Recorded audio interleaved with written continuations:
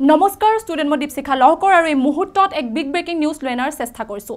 ৰাজ্যত পুনৰ সংঘটিত হৈছে মৰেল পুলিচিঙৰ ঘটনা। দলগাঁৱৰ পাণবাৰীত সংঘটিত হৈছে পুনৰবাৰ চাঞ্চল্যকৰ মৰেল পুলিচিঙৰ ঘটনা, য'ত এগৰাকী অসহায় দৰিদ্ৰ মহিলাক হাত ভৰি বান্ধি গুলগুলকৈ প্ৰহাৰ কৰা হৈছে। সবিস্তাৰে দৰ্শকসকলৰ বাবে লৈ আহিছোঁ এই মুহূৰ্তৰ বিগ ব্ৰেকিং নিউজ। দলগাঁৱৰ পাণবাৰীত চাঞ্চল্যকৰ মৰেল পুলিচিঙৰ ঘটনা। এগৰাকী অসহায় দৰিদ্ৰ মহিলাক গছত হাত ভৰি বান্ধি গুলগুলকৈ প্ৰহাৰ, মহিলাগৰাকীক অকথ্য নিৰ্যাতনৰ অভিযোগ। মহিলাগৰাকীক উন্নত চিকিৎসাৰ বাবে চিকিৎসালয়লৈ প্ৰেৰণ। 10 জনৰ বিৰুদ্ধে পাণবাৰী আৰক্ষী চকীত দাখিল এজাহাৰ। দলগাঁৱৰ পাণবাৰী আৰক্ষী চকীৰ অন্তৰ্গত গুৰগাঁৱত সংঘটিত হৈছে এক চাঞ্চল্যকৰ মৰেল পুলিচিঙৰ ঘটনা। এগৰাকী অসহায় দৰিদ্ৰ মহিলাক গছত হাত ভৰি বান্ধি গুলগুলকৈ প্ৰহাৰ কৰিছে এজন লোকে। প্ৰহাৰ কৰা ভিডিঅ' ভাইৰেল হৈছে সামাজিক মাধ্যমত। অভিযোগ অনুসৰি নিশা গাঁওখনৰ বাহাৰুল ইছলাম নামৰ এজন লোকে বাসগৃহৰ টিনৰ মুধচত শিল দলিওৱাৰ সন্তেৰত মহিলাগৰাকীক গুলগুলকৈ প্ৰহাৰ কৰে।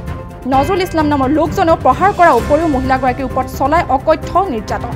বহু সময় ধৰি গছত হাত ভৰি বন্ধা অৱস্থাত ৰাইজে উদ্ধাৰ কৰি মহিলাগৰাকীক চিকিৎসালয়লৈ প্ৰেৰণ কৰে। মহিলাগৰাকী বাস কৰা ঘৰৰ পৰা উলিয়াই নিজ স্বামীয়েও ষড়যন্ত্ৰ কৰি চলাই আহিছে অত্যাচাৰ। ভুক্তভোগীয়ে সমগ্ৰ ঘটনা সন্দৰ্ভত গাঁওখনৰ নজৰুল ইছলাম, বাহাৰুল ইছলাম আৰু মুন্না চালিসহ 10 জনৰ বিৰুদ্ধে পাণবাৰী আৰক্ষী চকীত দাখিল কৰিছে এজাহাৰ। এই মুহূৰ্তত আহি পৰিছে আমাৰ ওচৰত ভাষ্য, আমি ভাষ্য শুনাবলৈ চেষ্টা কৰিছোঁ। মানে ভিডিঅ'টো পিছত চাইছোঁ, আমি আহি কিনে স্পটত দেখা পাইছোঁ মাইকীটোক গছৰ লগত বান্ধি ইহঁতে মাৰপিট কৰি আছে। জলকীয়া গুড়ি মিক্স কৰি কিনে পানীও ঢালিছে মাইকীটোৰ গাত। মানে ইহঁতৰ ঘৰৰ পৰা বোলে চুচৰাই লৈ গৈছে। এই মাইকীটোৰ ঘৰৰ পৰা চুচৰাই লৈ বাক্কা যিটো বাহাৰুল ইছলাম আৰু নজৰুল ইছলাম সিহঁতৰ ঘৰত লৈ বাহাৰুল নজু সিহঁতৰ মাইকী মিলাই কিনে মানে গছৰ লগত বান্ধি মাইকীটোক মাৰপিট কৰি আছে। আমি কৈছোঁ এইটো মাৰপিট এনেকে কৰিব নালাগে, কি আছে নাই, দেশত আইন আছে, আইনৰ ওচৰত যাব লাগে, কি হৈছে নাই। সিহঁতে আইন চাইন নামানে, সিহঁতৰ বিচাৰ সিহঁতে নিজে কৰিব বুলি কৈ কিনে মাইকীটোক এনেকে মানে মাৰধৰ কৰিছে। আমি দেখা পাইছোঁ, গছত বান্ধিছে, ভিডিঅ'ও আছে, আমি নিজে চকুত দেখা পাইছোঁ। আমি গছৰ পৰা বান্ধাটো খুলি দিবৰ কাৰণে চেষ্টা কৰিছোঁ, সিহঁতে খুলি দিব দিয়া নাই। লাঠি মানে 20টাৰ ওপৰত লাঠি মাৰিছে নজু নিজে, নজু আৰু বাহাৰুলে দুজনে মিলি। নজু আৰু মহিলাৰ লগত সম্পৰ্ক, নজু আৰু মহিলাজনীৰ লগৰ নজুৰ খুৰাৰ কিবা হেৰি হয়, ভাই বোৱাৰী, নজুৰ ভাই বোৱাৰী মানে খুৰাৰ ল'ৰা। পৰিয়াল কেন্দ্ৰিক বুলি ক'লেও তেনেকুৱাও ক'ব পাৰি, কিন্তু যিহেতু সিহঁতৰ মাইকীজনী যিটো সৰুৰ পৰিয়াল, সেইটো পৰিয়াল নহয়, এইটো বেলেগ পৰিয়ালৰ মানুহ মানে বেলেগ পৰিয়ালৰ মানুহ আহি কিনে ইয়াতে মানে এইটো কাজিয়াত মানে ইনভলভ হৈছে।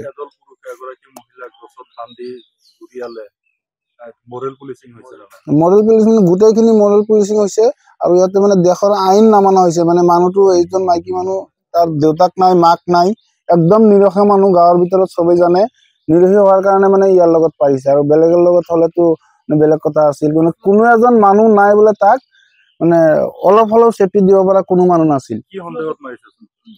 তাৰ ঘৰত বোলে বাহাৰুলৰ ঘৰত বোলে ঘৰৰ চালত বোলে কিবা ঢেল মাৰিছিল বুলি কৈ কিনে এই মাইকীজনীক ঘৰৰ পৰা চুচৰাই লৈ গৈছে সন্দেহ কৰি।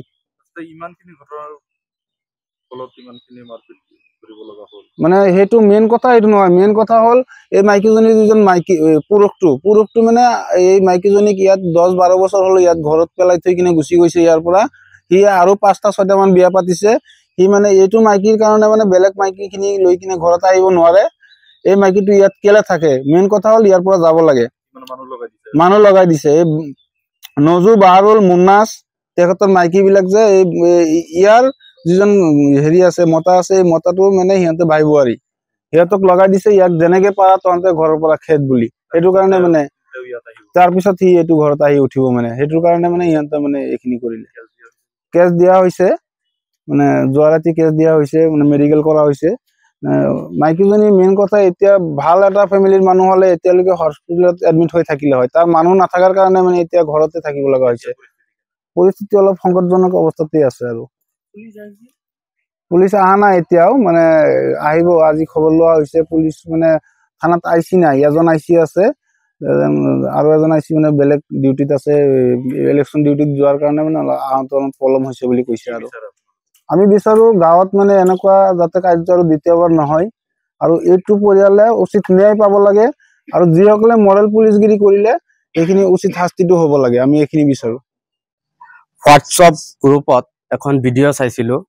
ভিডিঅ' চাই খবৰ লোৱা মতে মৌচিদা গছৰকুৰ গাঁৱত ভুক্তভোগী পৰিয়ালৰ কাষত আহিছিলোঁ আমাৰ চামটিলা আঞ্চলিক কামচুৰ এটা সজাতি দল আহি পৰিস্থিতিটোৰ বুজ ল'বৰ কাৰণে পৰিয়ালটোৰ পৰা বহুতো কথা মত বিনিময় কৰিলোঁ মত বিনিময় কৰি এটা কথা আমি দেখিব পাইছোঁ বা বুজিলোঁ যে পৰিয়ালটোৰ লগত বিশেষকৈ অন্যায় কৰিছে এই কেইজন বিশেষকৈ ব্যক্তি যিকেইজনে এই ভিডিঅ'টোত কিছুমান মানুহ আছিলে স্পষ্টকৈ আমি ধৰিব পৰা নাই মানুহকেইজনক ভুক্তভোগী পৰিয়ালজনে নাম কৈছে সেই মানুহকেইজন আচলতে এই পৰিয়ালটোৰ হয় মৰেল পুলিচিং কৰিছে তেওঁলোকে বিশেষকৈ মৰেল পুলিচিঙে কাম কৰিছে যি কামটো তেওঁলোকে নহয় যদিলে পৰিয়ালটো কিবা অন্যায় কাম কৰিছিলে তেতিয়াহ'লে তেওঁলোকে আইনৰ কাষ চাপিব পাৰিলে হয় কিন্তু মহিলা গছত বান্ধি পুৰুষৰ দলে